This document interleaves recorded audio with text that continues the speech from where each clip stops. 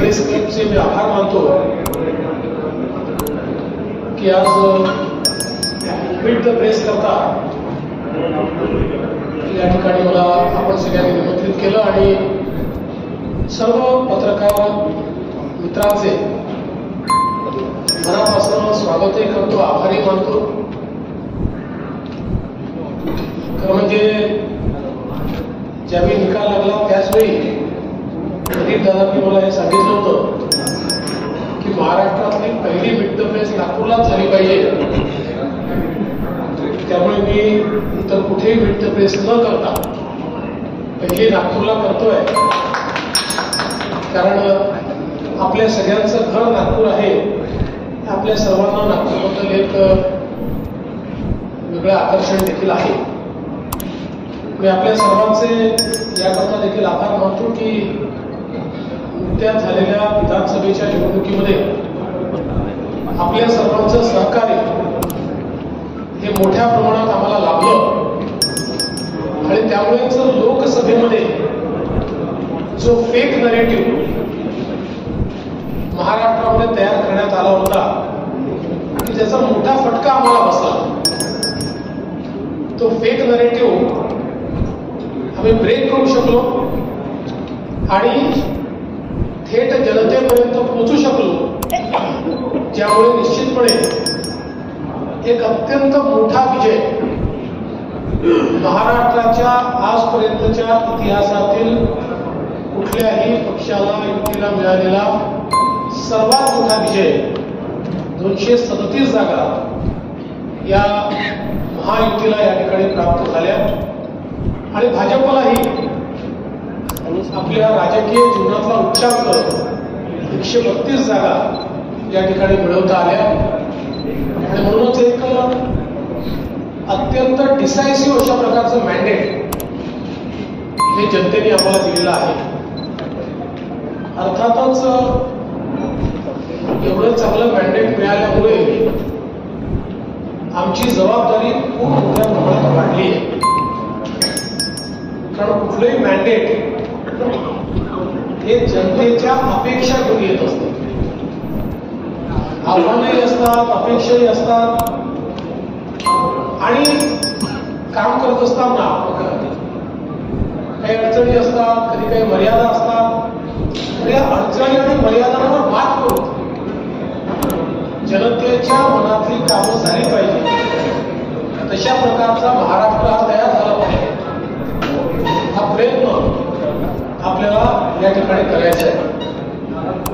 खरं म्हणजे पहिल्यांदा जेव्हा 2014 साली मी मुख्यमंत्री झालो होतो त्यावेळेस अनेक लोकांच्या मनात अनेक शंका होत्या. काही लोकांना वाटायचं की हा मंत्री पण राहिलेला नाही, मुख्यमंत्री म्हणून कसं काम करेल. काही लोकांना वाटायचं की अतिशय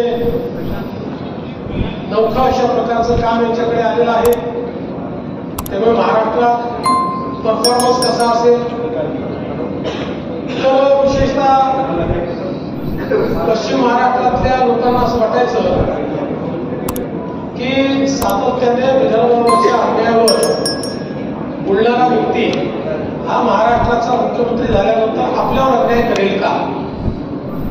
पण माझ्या पहिल्या 5 वर्षाच्या कामामध्ये लोकांच्या लक्षात आलं की विदर्भामध्ये तर खूप काम केलंच आपण.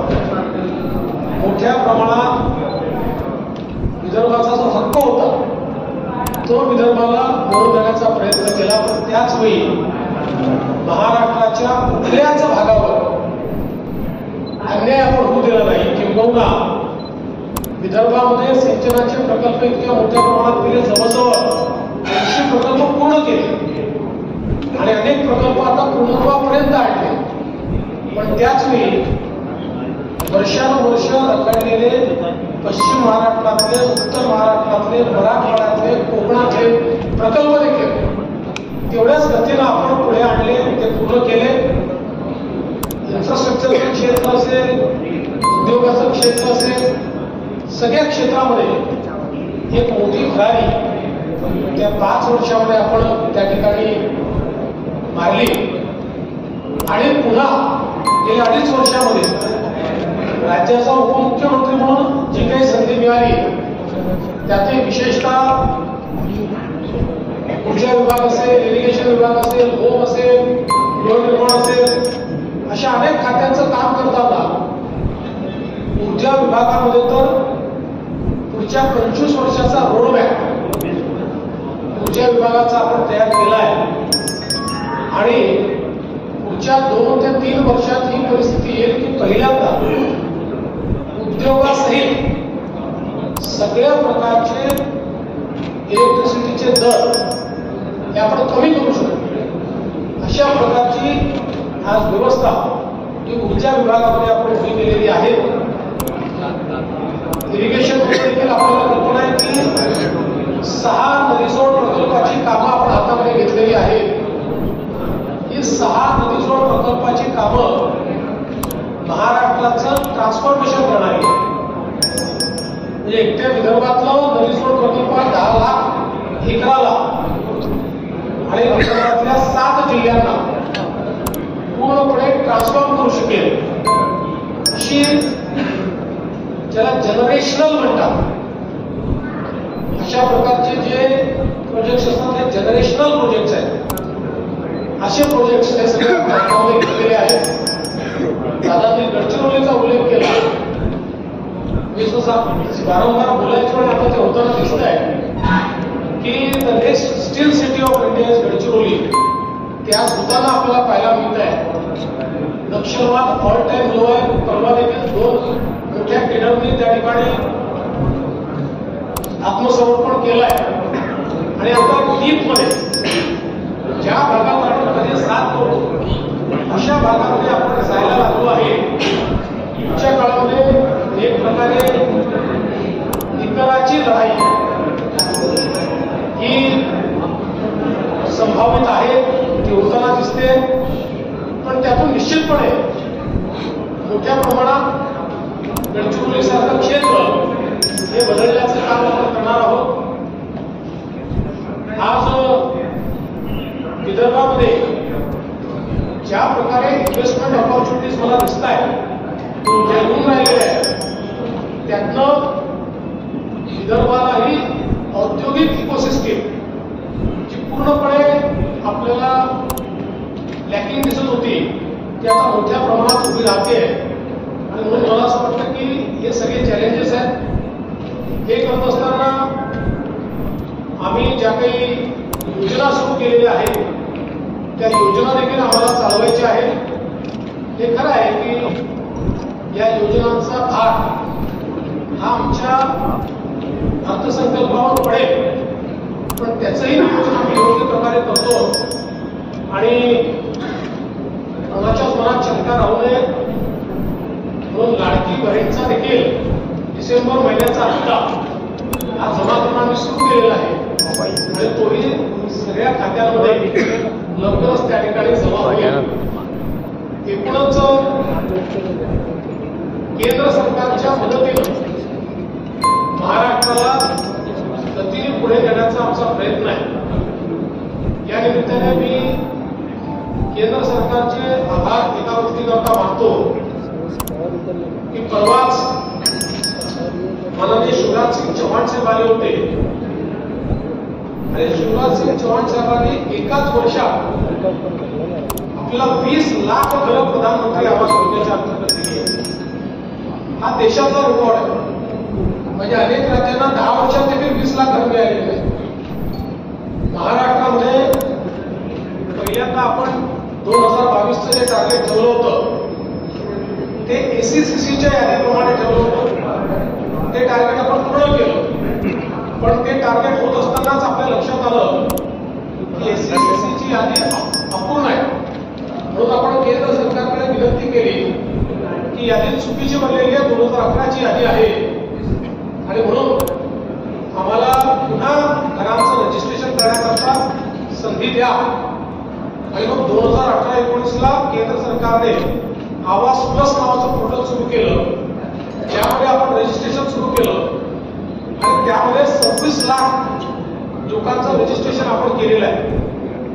या 26 लाखांपैकी जवळपास 20 लाख लोकांना घर देण्याचा निर्णय ऑलरेडी केंद्र सरकार सरकारने दिलेला आहे आणि हे करत असताना मी केंद्राच्याही लक्षात आणून दिलं की काही अटी अशा होत्या की ज्याच्यामुळे गावातला गरीब हा काही प्रमाणात 10% हा त्या अटी शर्तींमुळे कुठेतरी अडकलेला आहे.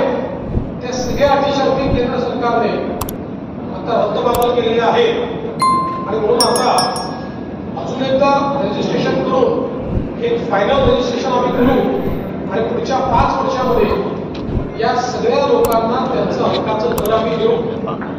आणि हे करत असताना आमचा प्रयत्न आहे की प्रधानमंत्री आवास योजना असो, मोदी आवास योजना असो, जन्मन आवास योजना असो, शबरी आवास योजना असो, कमाई आवास योजना असो, आता या सगळ्या योजनांमध्ये जी घरं होतील या सगळ्या घरांना सोलर द्यायचं, जेणेकरून त्या घरामध्ये राहायला जाणारे जे आहेत त्यांना विजेचं बिलच येऊ नये, त्यांना मोफत वीज मिळावी, अशा प्रकारचा आमचा प्रयत्न हा या पुढच्या काळामध्ये असणार आहे. तर म्हणजे अशा अनेक गोष्टी आहेत, मी सांगत राहिलो तर वीज बोलत राहील नाही, ते इतक्याचे होणार नाही.